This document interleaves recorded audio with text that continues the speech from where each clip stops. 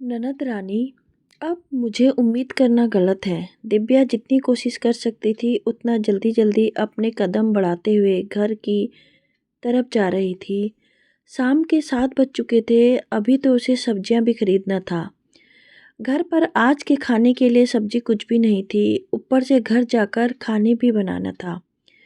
खैर, जैसे तैसे अपनी खरीदारी करके वो लंगड़ाते पैरों से घर पहुंची। अभी घर में कदम रखे ही थे कि सामने सोफे पर ननद तनु को देखकर उसका पूरा मूड ऑफ हो गया। मन नफरत से भर उठा। आज ये क्या लेने आई है यहाँ पर? सीधा यही सवाल दिमाग में कौंधा। तभी सासू माँ माया जी की तरफ ध्यान गया। उन्होंने इशारे से उसे फटाफट खाना बनाने को कहा। दिव्या ने ना कोई नमस्ते की ना और कुछ, सीधा अपने कमरे में चली गई। ये देखकर तनु उसे देखती रह गई। फिर उसने माया जी की तरफ देखा और शिकायत करने लगी। मम्मी जी, आपके घर में क्या मेरी यही इज्जत है जो आपकी बहू मुझे नमस्ते तक नहीं करके गई? आपके घर में मेहमानों का इसी तरह से स्वागत होता है? पर माया जी ने तनु को उसे नज़रअंदाज करने को कहा। कमरे में जाकर दिव्या ने अपना बैग रखा, कपड़े चेंज किए और सब्जियां लेकर रसोई में आ गई। पर दिमाग में अभी भी यही चल रहा था कि आखिर तनु लेने क्या आई है। आखिर दिमाग में कुछ भी चल रहा हो पर खाना तो बनाना ही था। आखिर पेट की भूख दिमाग में चल रही हलचल से कहाँ शांत होती। फिर ऊपर से ननद आई हुई है तो चाहे मन में हो या ना हो, उसका तो स्वागत करना ही पड़ेगा। उससे बात करो या ना करो, वो खाना तो खाकर जाएगी ही। इसलिए खाने के लिए फटाफट सब्जियां सुधारने लगी। दिव्या अभी सब्जी सुधार ही रही थी कि इतने में माया जी रसोई में आई और आते से ही बोली, दिव्या ये क्या तरीका है? तूने पूरे 5 महीने बाद मायके आई है तनु, कम से कम उसे नमस्ते तो कर सकती थी तुम। दिव्या ने एक नज़र माया जी की तरफ देखा और कहा, आप अब मुझसे उम्मीद करती हैं कि मैं उन्हें नमस्ते करूंगी? वो ननद है तुम्हारी और उम्र में बड़ी है तुमसे। उसका ओहदा भी तुमसे बड़ा है, इस लिहाज से नमस्ते कर लेती। माया जी ने कहा तो दिव्या सब्जी के बर्तन उठाते हुए बोली, ओहदा बड़ा होने से क्या होता है? कर्म तो उनके ऐसे हैं कि मैं उन्हें सम्मान दूँ। देखो दिव्या, तनु माँ बनने वाली है। वो अपनी डिलीवरी के लिए यहाँ आई है। एक बेटी अपने मायके नहीं आएगी तो कहाँ जाएगी? उसकी भाभी होने के नाते अब उसकी सेवा तो तुम्हें करनी पड़ेगी ना। माफ़ कीजिएगा मम्मी जी, वो दुनिया की पहली औरत थोड़ी ना है जो माँ बन रही है। मैं इतनी आदर्शवादी औरत नहीं हूँ और ना ही मुझसे इतनी हिम्मत है कि मैं उस औरत को नमस्ते करूँ जिसने मेरी ज़िंदगी दुश्वार करके रख दी। वो आपकी बेटी है तो आप जाने और उसका भाई जाने, पर मुझसे उम्मीद मत कीजिएगा। कहकर दिव्या ने गैस पर सब्जी छोंकने के लिए कढ़ाई चढ़ा दी, पर एक बार भी पलटकर माया जी की तरफ नहीं देखा। आखिर माया जी भी क्या कहती, उनकी बेटी के कर्म भी ऐसे ही रहे थे। इसलिए पलटकर वापस हॉल में आकर तनु के पास बैठ गई। इधर खाना बनाती हुई दिव्या के हाथ खाना बनाते समय तेजी से चल रहे थे, पर दिमाग में पिछली यादें घूम रही थी, जिसे याद कर तनु के लिए उसकी नफरत बढ़ती जा रही थी। दिव्या और आशीष की नई नई शादी हुई थी। उसका ससुराल छोटा सा था परिवार। उस घर में सास माया जी और ननद तनु ही थे। आशीष और तनु जुड़वा भाई बहन थे, इसलिए तनु दिव्या से उम्र में बड़ी थी। उसके लिए माया जी लड़का देख रही थी, पर पहले आशीष के लिए उन्हें दिव्या पसंद आ गई, इसलिए उन्होंने आशीष की शादी पहले कर दी। माया जी तनु पर कभी रोक टोक नहीं करती थी, इस कारण वो थोड़ी जिद्दी स्वभाव की थी। ये बात उसे उस दिन पता चला जब वो दुल्हन बनकर उस घर में आई थी। बक्सा खुलवाई की रस्म चल रही थी। आखिर ननद को ही बक्सा खोलना था तो तनु को ही बुलाया गया। बक्सा खुलवाई की रस्म में तनु को उसकी पसंद की एक साड़ी लेने के लिए माया जी ने कहा, पर यह क्या, तनु ने तो एक साथ 3 साड़ी निकाल ली। दिव्या तो उसकी शक्ल ही देखती रह गई। जब दूसरी रिश्तेदार महिलाओं ने कहा, तनु तुम्हें एक ही साड़ी निकालना चाहिए था। बेटा, ये तो तुम्हारी भाभी की साड़ियाँ हैं। उसके मम्मी पापा ने कितने प्यार से दी होंगे।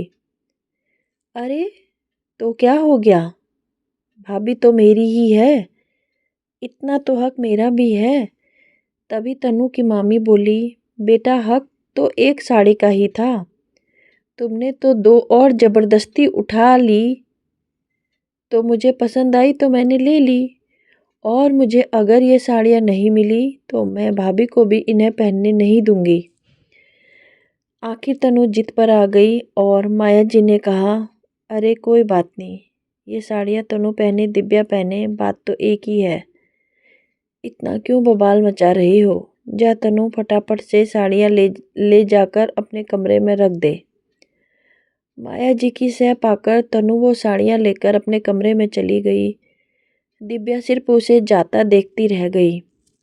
तनु हर जगह अपनी मनमानी ही करती। दिव्या के लिए तो वो आगे से आगे हर काम तैयार रखती। मजाल है कि दिव्या फ्री होकर आशीष के साथ कहीं घूमने तो चली जाए। एक बार आशीष के स्टाफ में किसी की मैरिज एनिवर्सरी थी। आशीष ने दिव्या को पहले से ही कह दिया था कि तुम तैयार रहना, लेकिन जिस दिन जाना था उस दिन तनु ने जानबूझकर पूरी रसोई को फैला दिया। तनु सिर्फ काम फैलाती थी, कभी घर का काम उसे समेटा नहीं था, तो आखिरकार दिव्या को ही काम पर लगना पड़ा। जब आशीष घर पर आया तो दिव्या को तैयार न देखकर वो बोला, दिव्या तुम अभी तक तैयार नहीं हुई हो, तुम्हें मैंने 3 दिन पहले से ही कह दिया था कि मेरे स्टाफ में पार्टी है तो वहाँ जाना है। यार तुम में जरा सी भी समझ नहीं है। दिव्या ने कहना चाहा कि तनु ने रसोई फैला दी है, तो आशीष ने उसे चुप रहने के लिए कह दिया, अब बहानेबाजी मत करो, मैं अकेला ही चला जाऊंगा, तुम घर में बैठकर रसोई साफ करो। जब आशीष जाने को हुआ तो तनु तैयार होकर आ गई और उससे बोली, चल भाई मैं चलती हूँ तेरे साथ, बहुत दिन हो गए हैं किसी पार्टी में गए हुए। आखिर आशीष कहता भी क्या। तनु उसके साथ बाइक में बैठी और दोनों पार्टी में रवाना हो गए, जबकि दिव्या घर में मन मार कर रह गई। पर हैरानी उसे इस बात की थी कि माया जी ने कुछ भी नहीं कहा। उनकी तरफ से उनका घर का काम हो रहा था। अक्सर तनु की यही हरकतें आशीष और दिव्या में झगड़े का कारण बनने लगी थी, पर ना तो तनु सुधरी और ना ही माया जी। उसे कभी सुधरने के लिए कहा। कुछ दिनों बाद पता चला कि दिव्या माँ बनने वाली है। उसके और आशीष के लिए बड़ी खुशी के पल थे। खुशी की बात तो माया जी और तनु के लिए भी थी, लेकिन घर के कामों में दिव्या को फिर भी कोई मदद नहीं थी। उस दिन दिव्या को चेकअप के लिए अस्पताल जाना था। सुबह से उसकी तबीयत ठीक नहीं थी। आशीष भी तैयार हो चुका था। दिव्या और आशीष निकालने को हुए तो तनु ने जिद कर ली, भाभी पहले छत पर से कपड़े उतार कर नीचे रख कर जाओ, मैं आपकी नौकर नहीं लगी हूँ जो छत पर से कपड़े उतार कर लाऊंगी। तनु की बात सुनकर आशीष ने कहा, तनु ये काम तो तुम भी कर सकती हो, देख नहीं रही हो उसकी तबीयत खराब है। अरे वाह, आज तो बीबी के लिए मुझसे लड़ने को तैयार हो गया। तबीयत कोई इतनी भी खराब नहीं है, पर छत पर जाकर कपड़े नहीं ला सकती, और वैसे भी तुम्हारी पत्नी इस घर की बहू है, ये उसकी जिम्मेदारी है। तुझे बोलना अपना मूड खराब करने के बराबर है। मैं खुद ही जाकर ऊपर से कपड़े ले आऊँगा।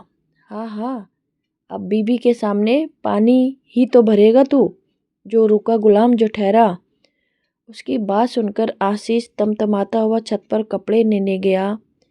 ये देखकर माया जी बोली, दिव्या इतनी देर में तो तुम खुद कपड़े उतार कर ले भी आती, क्या दोनों के बहस सुनने जा रही हो। अब क्या अच्छा लगेगा आशीष ऊपर से तुम लोगों के अंडरगारमेंट्स उतार कर लाएगा। अब माया जी ही कह दिया तो दिव्या को छत पर जाना ही पड़ा। वो ऊपर जाने लगी तो तनु बोली, अब थोड़ा जल्दी अपने कदम बढ़ा भी लो, क्या भगवान ने तुम्हारे पैरों में शक्ति नहीं दी है। इतनी देर में तो भाई कपड़े उतार के भी ले आएगा। उसकी बात सुनकर दिव्या जल्दी जल्दी अपने कदम सीढ़ियों पर बढ़ाने लगी, लेकिन अभी 7-8 सीढ़ियाँ चढ़ी थी कि उसे चक्कर आ गया और वो सीढ़ियों से लुढ़कती हुई नीचे आकर गिरी। नीचे गिरते ही वे बेहोश हो गई। अचानक हुए इस हादसे से सब लोग हैरान रह गए। आनन फानन में दिव्या को हॉस्पिटल एडमिट कराया गया। उसका मिसकैरेज हो चुका था। यहाँ तक कि सीढ़ियों में गिरने के कारण उसका एक पैर बहुत ज़्यादा चोटिल भी हो गया था। आज तक इस कारण से अपने उस पैर पर वो पूरी तरह से खड़ी भी नहीं हो पाई। उस दिन की टीस आज भी दिव्या के मन में थी। इस कारण वो तनु को माफ़ भी नहीं कर पाई। हालांकि तनु की शादी हो गई है, वो अपने ससुराल चली गई है, लेकिन दिव्या ने अपने आप को तनु से दूर ही रखा। वो तनु से बात भी नहीं करती। शादी के समय भी उसका सारा काम आशीष और माया जी ने ही किया। दिव्या ने तो तनु के किसी काम को हाथ भी नहीं लगाया। खैर, दिव्या ने खाना तो बना दिया और अपने कमरे में आ गई। माया जी जानती थी कि दिव्या खाना नहीं परोसेगी, इसलिए वो खुद उठी, अपना और तनु का खाना लेकर बाहर आ गई। माया जी को खाना लाते देख तनु गुस्सा हो गई और चिल्लाते हुए बोली, ऐसा क्या ईगो लेकर बैठी हुई है कि खाना भी नहीं परोस सकती? बेटा, मैं खाना परोस तो रही हूँ, फिर क्यों बातें बना रही है? तुझे तो खाने से मतलब होना चाहिए। माया जी ने तनु को समझाते हुए बोला, अरे ऐसे कैसे? मैं अपने मायके आई हूँ। इस घर पर मेरा उतना ही हक है जितना उसके पति का। फिर इतना तमाशा क्यों करना? माता पिता ने इतने भी संस्कार नहीं दिए हैं कि ननद प्रेगनेंसी में आई है तो थोड़ी उसकी सेवा ही कर दे।